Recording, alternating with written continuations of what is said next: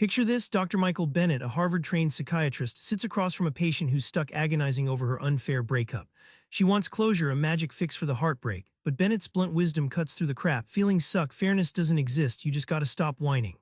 That brutal honesty, a fusion of tough love and dark comedy, is exactly what this book delivers. So why does embracing this uncensored truth feel like the first real step toward freedom? Let's find out. We all want our feelings to be trustworthy guides. Spoiler, they're not. Learn why believing your emotions can wreck your life even faster than bad decisions. Lisa, a patient mentioned in the book, is terrified of flying. She waits for that safe feeling to board a plane. Spoiler, it never comes.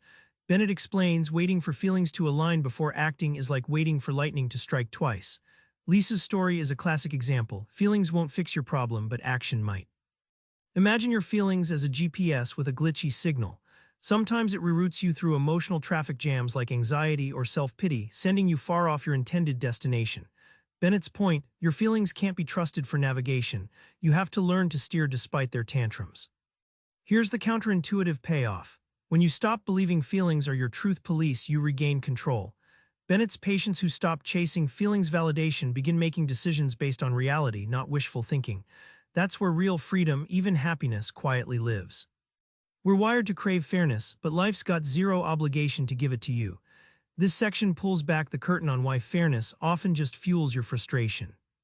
Jason, a client, suffers under a manipulative boss who sinks every effort Jason makes. He demands fair treatment, but that boss doesn't care. Bennett doesn't sugarcoat it. Expecting fairness from jerks is like expecting a shark to share your lunch. Jason learns his energy is better spent managing his responses than waiting for justice. Think of fairness like a card game where the deck is stacked against you. The dealer doesn't shuffle to be fair, they shuffle to keep the game going. Life deals unfair hands all the time. Bennett's insight is radical: stop begging for fair cards, play the hand you've got and bluff like a pro. Jason's breakthrough: accepting that he can't control others but can master his reactions.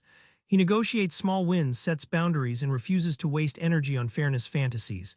The result: reduced stress and a surprising sense of control in chaos. Here's the real magic sauce: knowing what's actually in your power and obsessing over the rest just wastes time and sanity. Ready to ditch the impossible. Maggie tries to rescue her addicted brother, drowning herself in guilt and endless effort. Bennett calls this the rescue trap. No matter how hard she tries, she can't control his addiction or choices. Eventually, she learns the hardest lesson: sometimes the best help is letting go.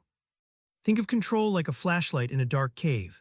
You can only illuminate a small patch, floodlighting everything only drains your batteries.